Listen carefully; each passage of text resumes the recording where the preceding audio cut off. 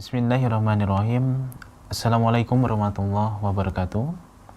Alhamdulillahirrabbilalamin. Wassalatu wassalamu ala asrafil anbiya'i wal mursalin Sayyidina wa maulana Muhammadin wa barik wasallim ajma'in amma ba'du. Baik para pemirsa dan juga pendengar dari Rumah Yeswa TV dan juga Radio DS, kembali lagi bersama kami di program live kajian bersama Ustadz Muhammad Abdul Twasikal, yang mana di kesempatan siang menjelang sore hari ini kembali kita akan membahas tentang kitab Syama'il Muhammadiyah karya Imam Tirmizi, yang mana di kesempatan siang menjelang sore hari ini akan membawakan tema kesedihan saat wafatnya Nabi Sallallahu Alaihi Wasallam.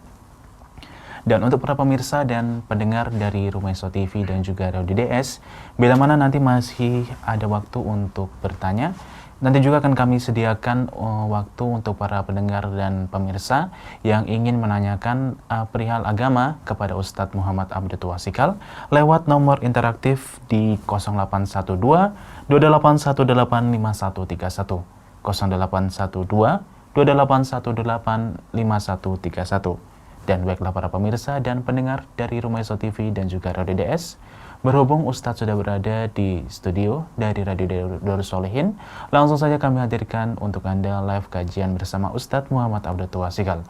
Dan kepada pemirsa dan juga pendengar dari Radio DS, kami ucapkan selamat menyaksikan, dan kepada Ustadz kami persilakan. Bismillahirrahmanirrahim. Assalamualaikum warahmatullahi wabarakatuh. Alhamdulillah. Salatu wassalamu ala rasulillah wa ala alihi wa sahbihi wasallam. Puji syukur kita panjatkan pada Allah, salawat dan salam semoga tercurah pada Nabi besar kita Muhammad sallallahu alaihi wasallam. Baik, kesempatan siang ini kita kembali melanjutkan pembahasan kita dari kitab Syama'il Muhammadiyah.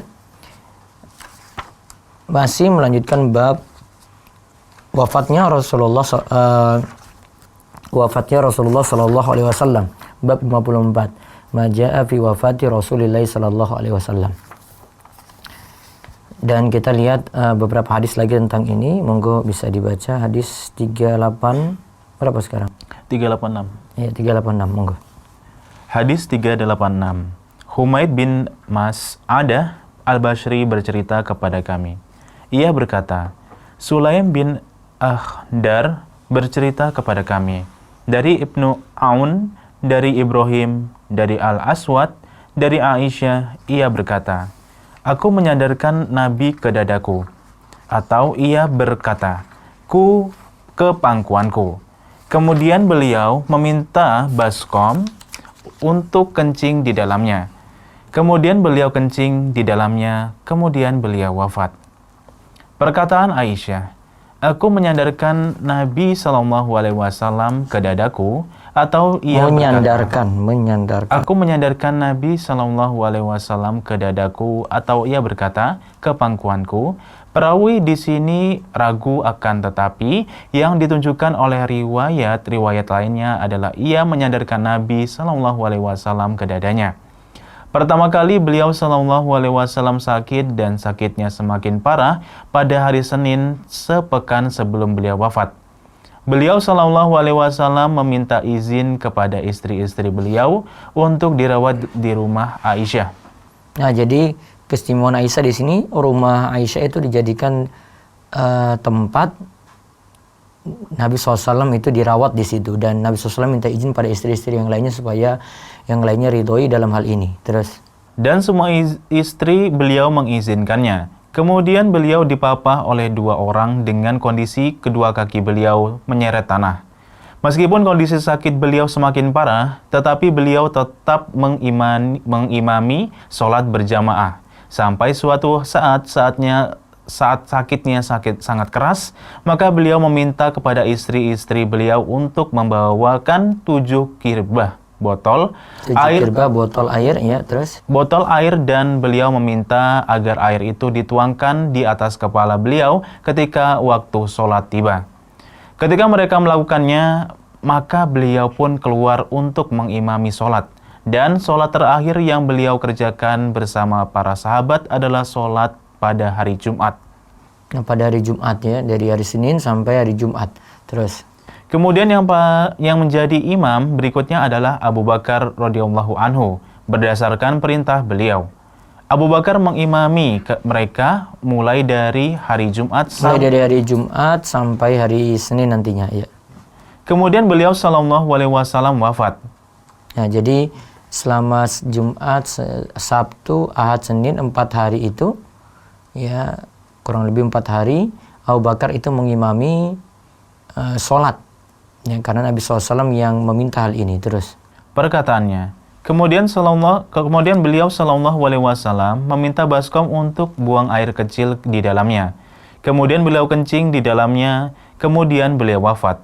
Maksudnya beliau Shallallahu Alaihi Wasallam meminta bejana untuk buang air kecil karena sakit yang beliau rasakan semakin parah dan beliau tidak mampu berdiri atau bangkit. Dan disebut dalam Sahih Al-Bukhari dari Aisyah radhiyallahu anha bahwa ia berkata, Allah mencabut nyawanya pada saat beliau berada di antara perutku dan leherku, batas leher dan dada. Ungkapan ini maknanya sama dengan apa yang ia ungkapkan sebelumnya. Aku menyandarkan Nabi Shallallahu Alaihi Wasallam ke dadaku. Nah, itu menunjukkan keutamaan dari Aisyah karena Nabi SAW itu meninggal di pangkuannya. Terus hadis tadi ada fada bitostin liyabulafi. Nabi SAW itu meminta ada wadah untuk beliau, tempat kencing di situ, karena sakitnya beliau itu semakin parah. Beliau sulit untuk berdiri, sulit untuk bangkit, sehingga terpaksa kencing seperti itu. Terus hadis 387. Hadis 387. Qutaibah bercerita kepada kami. Ia berkata, Al-Laits bercerita kepada kami dari Ibnul Had, dari Musa bin Sarjis, dari Al-Qasim bin Muhammad, dari Aisyah bahwa ia berkata, aku melihat Rasulullah Shallallahu Alaihi Wasallam pada saat akan wafat. Di sisinya ada satu kodah air. Beliau memasukkan tangannya ke dalam bejana tersebut dan mengusap wajahnya dengan air. Kemudian beliau bersabda, Ya Allah, bantulah aku untuk menghadapi munkaratul maut. Atau bersabda, sakaratul maut. Ya Allahumma inni ala munkarat. Aqal ala sakaratil maut. Ya, terus. Perkataan Aisyah, aku melihat Rasulullah Shallallahu Alaihi Wasallam pada saat akan wafat. Maksudnya ketika nyawa beliau Shallallahu Alaihi Wasallam mulai dicabut. Pada saat itu, Aisyah memandang beliau, di sisinya ada satu kodah air. Kodah adalah gelas untuk minum air. Beliau memasukkan tangannya ke dalam bejana tersebut dan mengusap wajahnya dengan air. Kemudian beliau berdoa agar dimudahkan dalam sakaratul maut. Beliau pada saat itu selalu mengulang-ulang kalimat, La ilaha illallah. Tidak ada yang berhak diibadahi dengan benar kecuali Allah. Dan beliau bersabda, sesungguhnya kematian itu diawali dengan sakarat. Inna lil mauti sakarat. Ya, terus. Maksudnya kematian itu disertai dengan sesuatu yang berat, rasa sakit dan pedih. Kemudian beliau Shallallahu Alaihi Wasallam menengadahkan tangannya dan mengangkatnya ke atas. Kemudian beliau Shallallahu Alaihi Wasallam berdoa bersama di Ar-Rafiqul A'la, para nabi yang berada di surga yang tinggi. Sampai akhirnya beliau Shallallahu Alaihi Wasallam wafat dan tangannya lemas. Sabda Nabi Shallallahu Alaihi Wasallam, Ya Allah, bantulah aku untuk menghadapi munkaratul maut. Munkarat artinya? Atau beliau bersabda, sakaratul maut. Maksudnya sesuatu yang berat saat sakaratul maut. Pada saat menghadapi beratnya sakarat tersebut, orang bisa menjadi kafir atau menjadi tinggi derajat keimanannya. Penulis rahimahullah meriwayatkan dalam kitab Jami'nya dengan redaksi, Ya Allah, bantulah aku untuk menghadapi gomaratul maut. Gomaratul maut adalah beratnya kematian. Ya, terus hadis 388. Hadis 388. Al-Hasan bin As-Sabbah Al-Bazzar bercerita kepada kami. Ia berkata, Mubasyar bin Ismail bercerita kepada kami dari Abdurrahman bin Al-A'la, dari ayahnya, dari Ibnu Umar, dari Aisyah. Ia berkata, dari Abdurrahman bin Al-A'la, ya. Dari Abdurrahman bin Al-A'la, dari ayahnya, dari Ibnu Umar, dari Aisyah. Ia berkata, aku tidak akan iri kepada siapapun dengan mudahnya sakaratul maut baginya, setelah aku melihat betapa berat sakaratul maut yang dialami oleh Rasulullah Shallallahu Alaihi Wasallam. Ya, terus keterangannya di bawahnya. Perkataan Aisyah, aku tidak akan iri kepada siapapun dengan mudahnya sakaratul maut baginya setelah aku melihat betapa berat sakaratul maut yang dialami oleh Rasulullah Shallallahu Alaihi Wasallam. Maksudnya ia mengetahui bahwa jika ada orang yang mati dengan nyaman dan mudah tanpa disertai rasa sakit, pedih, dan kecapekan, maka hal itu tidak membuatnya tertarik. Karena Nabi mengalami rasa sakit yang sangat berat dan detik-detik terakhir beliau ketika kematiannya, padahal beliau adalah hamba Allah yang paling utama dan makhluk Allah yang paling baik. Terus. Beratnya sakaratul maut yang dialami oleh Nabi Shallallahu Alaihi Wasallam karena beliau akan mendapatkan pahala 2 kali lipat di hadapan Allah. Hal ini disebutkan dalam hadis yang diriwayatkan oleh Al-Bukhari dalam kitab Sahihnya. Ya. Dari Abdullah ibnu Mas'ud, ia berkata, aku masuk menemui Nabi Shallallahu Alaihi Wasallam pada saat beliau sakit dan beliau sedang demam sangat tinggi. Aku pun menyentuhnya lalu berkata, sesungguhnya engkau sedang demam sangat tinggi. Beliau menjawab, ya, sesungguhnya aku mengalami demam seimbang 2 orang di antara kalian yang mengalami demam. Aku berkata lagi, sesungguhnya hal itu karena engkau akan mendapatkan pahala 2 kali lipat. Beliau bersabda, ya benar. Lalu beliau Shallallahu Alaihi Wasallam bersabda, tidaklah seorang muslim mengalami suatu musibah, sakit, ataupun yang lainnya, kecuali Allah hapuskan kesalahan-kesalahannya dengan musibah itu sebagaimana jatuhnya daun-daun pohon. Nah, lihat. Jadi makin berat ujian yang dihadapi, ya, termasuk ketika syakarat di sini, ya makin besar pahala juga yang nanti akan diperoleh. Terus hadis 389. Hadis 389. Abu Quraib Muhammad bin Al-A'la bercerita kepada kami. Ia berkata, Abu Muawiyah bercerita kepada kami dari Abdurrahman bin Abi Bakar, yaitu Ibnul Mulaiki, dari Ibnu Abi Mulaikah, dari Aisyah. Ia berkata, ketika Rasulullah Shallallahu Alaihi Wasallam wafat, para sahabat berselisih tentang di mana beliau akan dikuburkan. Kemudian Abu Bakar berkata, aku pernah mendengar dari Rasulullah Shallallahu Alaihi Wasallam sesuatu yang aku tidak lupakan. Beliau Shallallahu Alaihi Wasallam tidaklah seorang nabi dimatikan oleh Allah, melainkan di tempat itulah yang dia inginkan nabi itu dikuburkan. Jadi dia meninggal di mana, ya, terus dikuburkan di situ juga.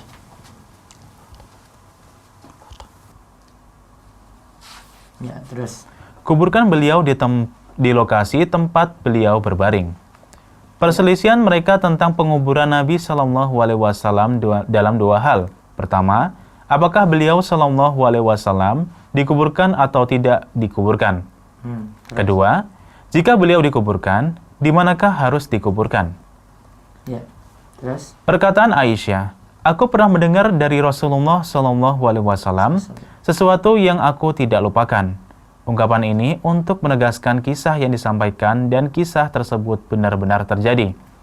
Beliau Shallallahu Alaihi Wasallam bersabda, tidaklah seorang nabi dimatikan oleh Allah, melainkan di tempat itulah yang dia inginkan nabi itu dikuburkan. Jadi kalau meninggalnya itu dikubur di rumah Aisyah, ya dikubur juga di situ berarti.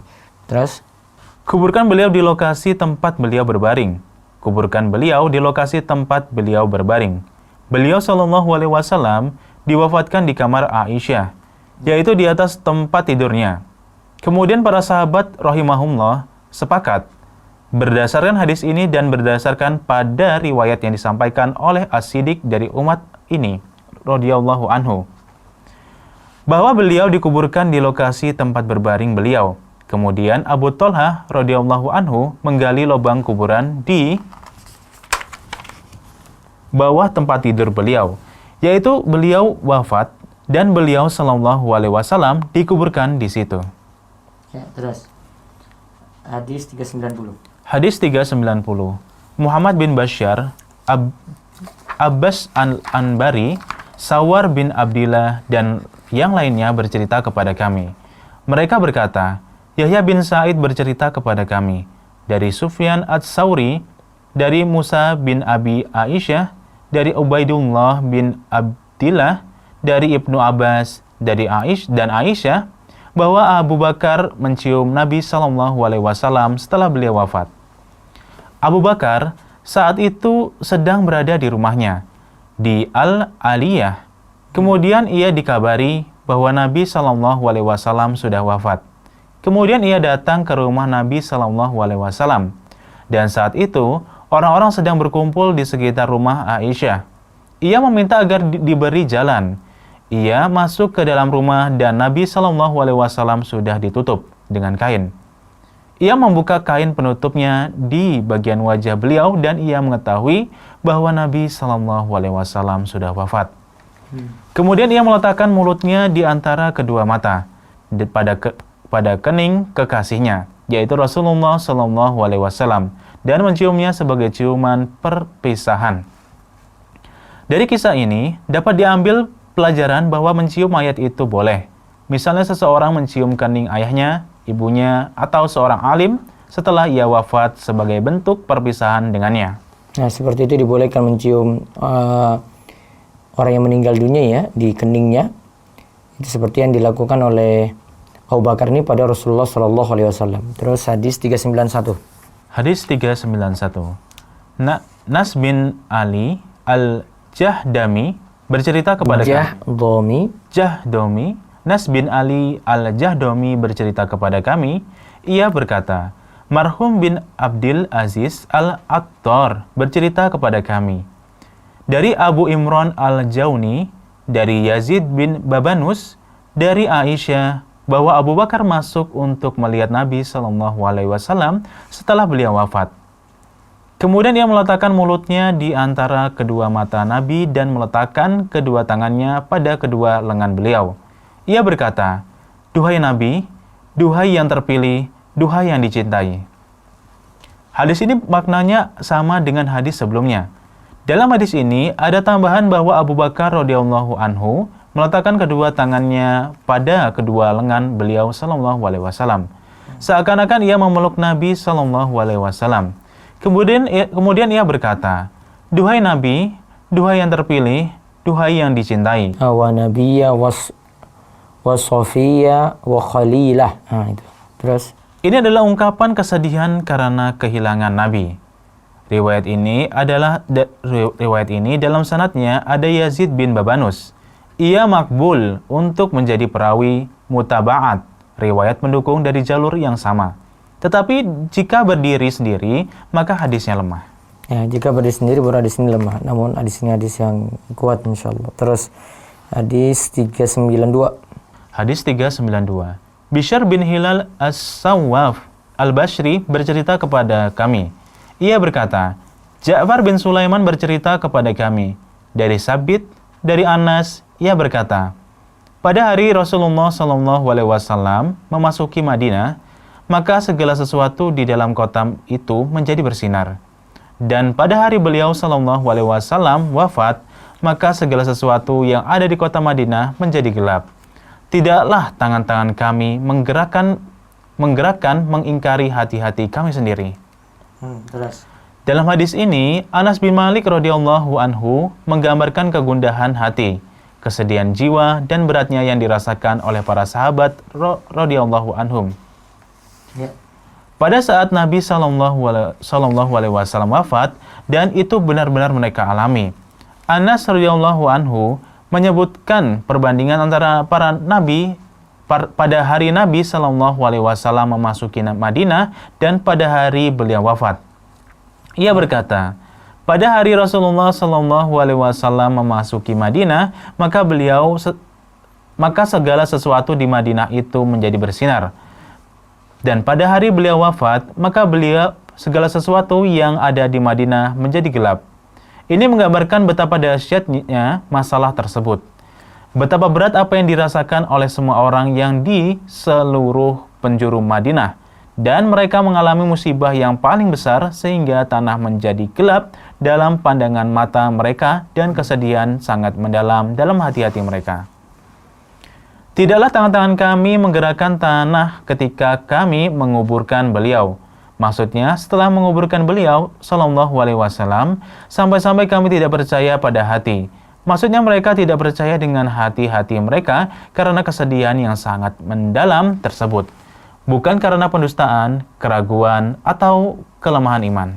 Jadi mereka begitu sedih sekali ketika tinggal mati Nabi Shallallahu Alaihi Wasallam. Terus, para sahabat radhiyallahu anhum menguburkan Nabi Shallallahu Alaihi Wasallam merupakan bukti bahwa beliau Shallallahu Alaihi Wasallam benar-benar wafat. Ini merupakan bantahan bagi orang yang berkeyakinan bahwa Nabi Shallallahu Alaihi Wasallam tidak wafat. Seandainya keyakinan itu benar, maka kejadian di atas artinya para sahabat menguburkan Nabi Shallallahu Alaihi Wasallam mereka masih hidup-hidup. Pada pendapat ini tidak akan diungkapkan oleh orang yang berakal. ya terus. Nabi Shallallahu Alaihi Wasallam sudah wafat dan benar-benar wafat. Ini ditinjau dengan kehidupan dunia. Akan tetapi beliau tetap hidup di alam kubur sebagai kehidupan di alam barzah. Dan kehidupan di alam barzah itu berbeda dengan kehidupan di alam dunia ini. Ya, kehidupan di alam barzah tentu berbeda dengan kehidupan di dunia ini. Terus hadis 393. Hadis 393. Muhammad bin Hatim bercerita kepada kami. Ia berkata, Amir bin Sholih bercerita kepada kami. Dari Hisham bin Urwah, dari ayahnya, dari Aisyah, ia berkata, Rasulullah Shallallahu Alaihi Wasallam wafat pada hari Senin.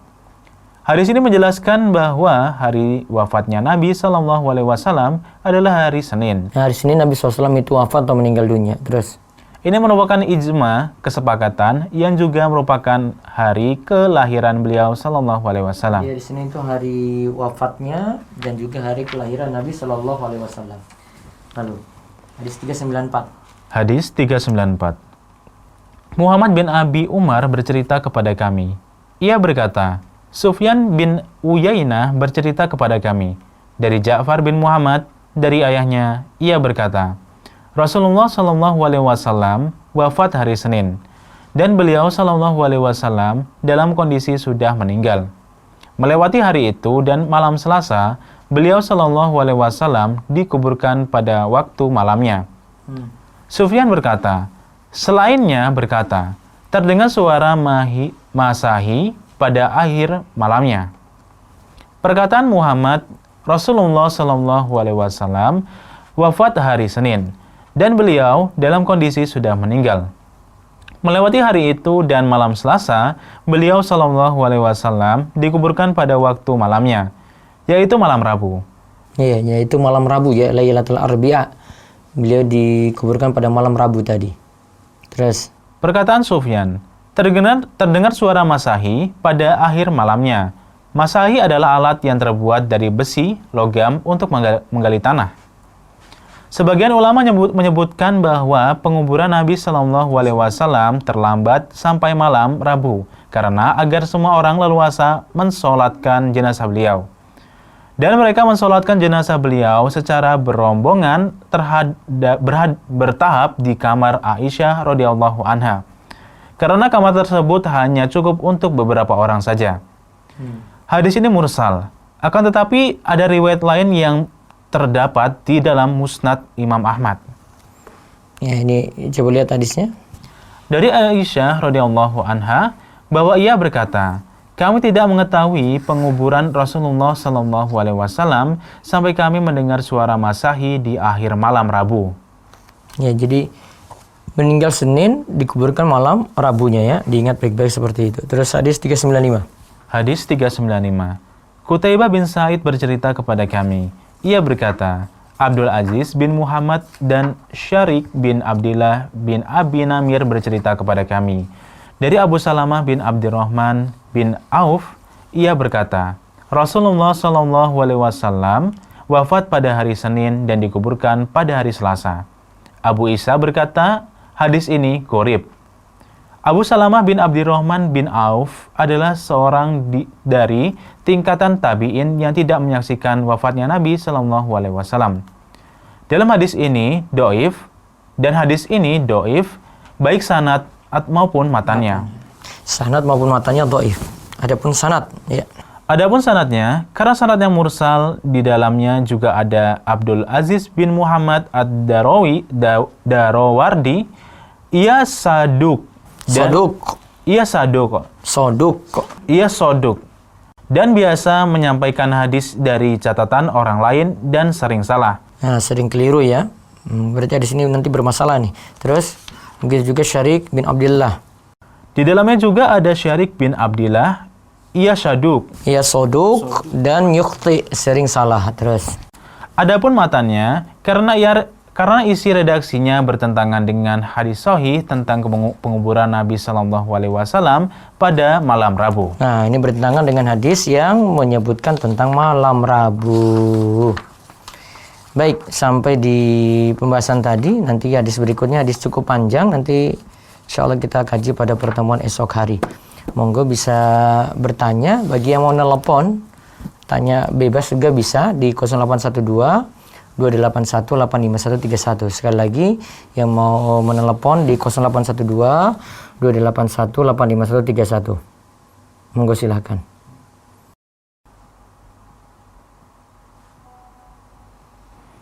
Dari WhatsApp, Ustaz? Ya. Ya. Bismillah. Ana hamba Allah dari Kalimantan Selatan. Akhwan, sebelumnya Ustadz, video kajian streaming. Oh ya. Afwan Ustadz, apakah bacaan dalam duduk di antara sujud yaitu tambahan dari wa'fu anni tidak dalam hadis riwayat? Coba diulang. Ustadz, apakah bacaan dalam duduk di antara dua sujud yaitu tambahan wa'fu anni tidak ada dalam riwayat hadis? Karena saya selama ini memakai lengkap Robbi firli, warhamni, wajburni, warfa'ni, warzukni, wadini, wa'afini, wa'fu'ani. Adakah dalam riwayat? Coba lihat bahasan saya di rumesa.com, ada pembahasan bacaan-bacaan ketika sholat ya. Duduk antara dua sujud. Bacaannya macam-macam sih. Semuanya boleh dipakai. Ini variasinya ini macam-macam nih.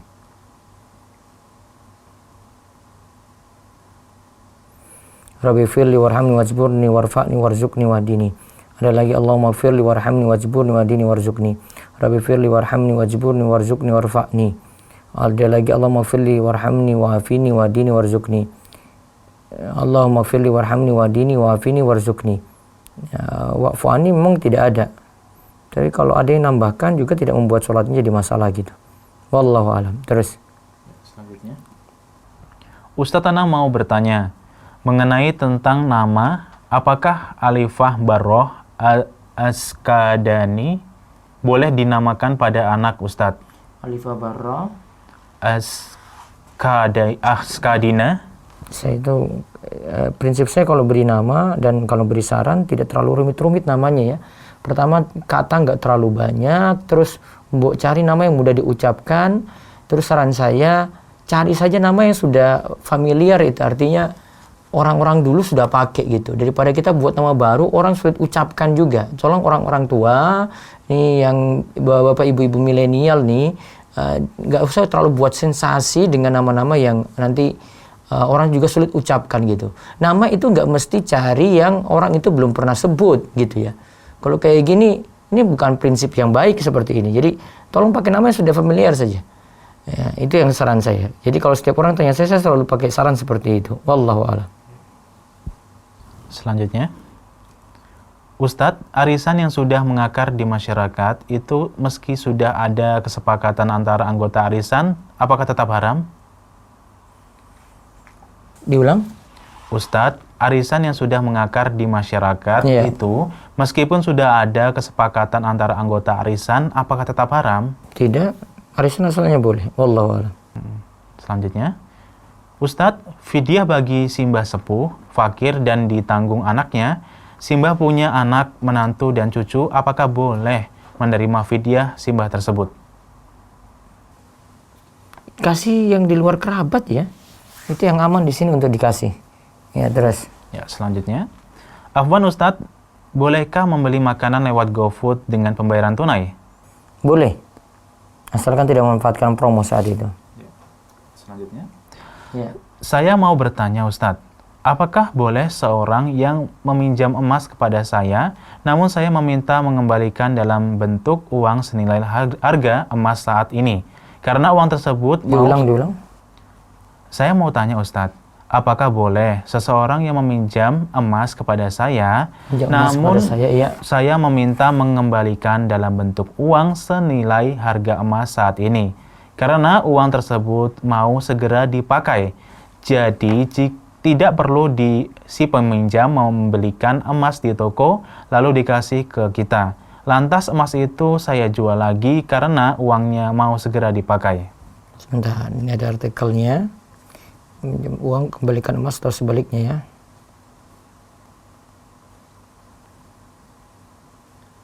Utang uang dibayar emas. Sebentar. Kesimpulannya itu menggunakan standar harga waktu pelunasan dan bukan harga waktu berutang ya. Terus yang kedua, nilai tukarnya dipakai standar waktu pelunasan dan tidak boleh lebih dari jumlah utang. Jadi dua syarat itu yang mesti dipenuhi. Ya, terus selanjutnya, Afwan Ustadz, Ana mau tanya, bagaimana jika zakat Ramadan dibayar di luar bulan Ramadan? Apakah bisa ataukah harus dibayar di bulan Ramadan? Diulang. Afwan Ustadz, Ana mau tanya, bagaimana jika zakat Ramadan zakat fitrah berarti dibayar di bulan Ramadan? Apakah bisa ataukah harus dibayar di bulan Ramadan? Coba diulang. Kok nggak jelas? Bagaimana jika zakat Ramadan dibayar di luar bulan Ramadan? Apakah bisa? Oh, nggak bisa. Batasannya kalau zakat fitrah itu sebelum sholat Idul Fitri itu sudah ditunaikan. Terus. Apa hukum menggunakan OVO atau GoPay? Iya. Asalnya boleh, namun dalam masalah promo saya nanti jadi masalah. Nanti kan saya kajian pagi, nanti akan sampai pada pembahasan itu. Di pembahasan fikih muamalah kontemporer ya, harta muamalat kontemporer kada usah terwani nanti akan disinggung insya Allah. Terus.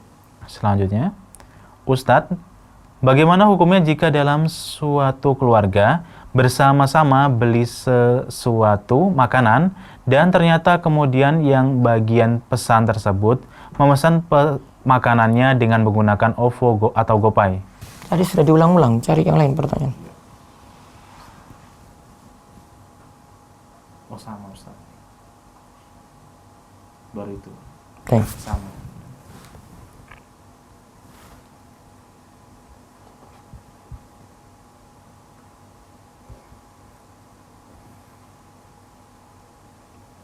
Baik, ini di YouTube. Bagaimana sholat id tahun ini Ustadz? Kalau di masjid tempat anak udah mengumumkan untuk tidak ada, tapi di lingkungan kecil RT akan mengadakan sekitar 20 orang. Baiknya melaksanakan di rumah masing-masing kalau masjid tidak melaksanakan. Lokasi kota Jogja. Iya, kalau kota Jogja melarang ya, maka baiknya di rumah masing-masing.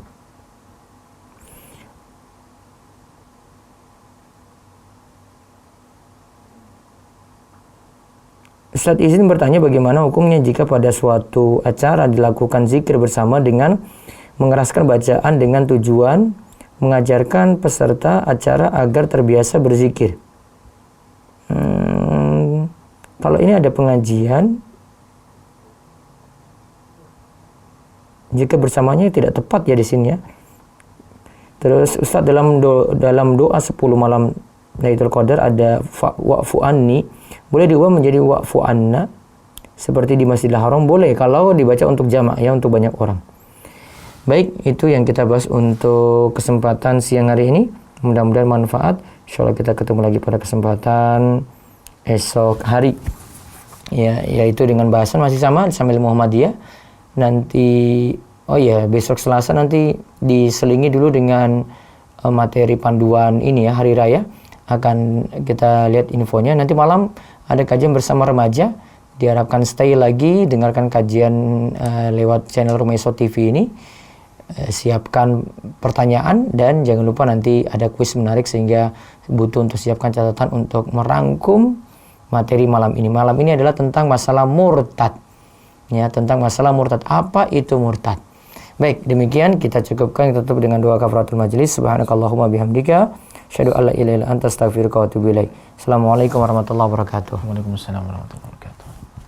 Baik para pemirsa dan pendengar dari Rumaiso TV dan juga Radio DS, itu tadi telah kami hadirkan untuk Anda live kajian bersama Ustadz Muhammad Abdul Twasikal yang tadi telah membahas tentang kesedihan saat wafatnya Nabi Shallallahu Alaihi Wasallam yang diambil dari kitab Syama'il Muhammadiyah karya Imam Tirmizi. Dan para pemirsa dan pendengar dari Rumaiso TV dan juga Radio DS, ada sedikit informasi tentang kajian bersama beliau Ustadz Muhammad Abdul Twasikal yang nanti akan diadakan pada pukul 20 sampai 20.45 waktu Indonesia Barat, yang pada nanti akan membahas tentang bahas tuntas secara rutin hadis Arba'in An-Nawawiyah, hadis ke-14, kapan seseorang murtad. Dan untuk para pemirsa yang ataupun pendengar dari Rumaiso TV bisa menyaksikan lewat YouTube, Facebook dan juga Instagram dari Rumaiso TV, dan juga bisa untuk mendengar lewat radio streaming di Radio DS tentunya para pendengar ya.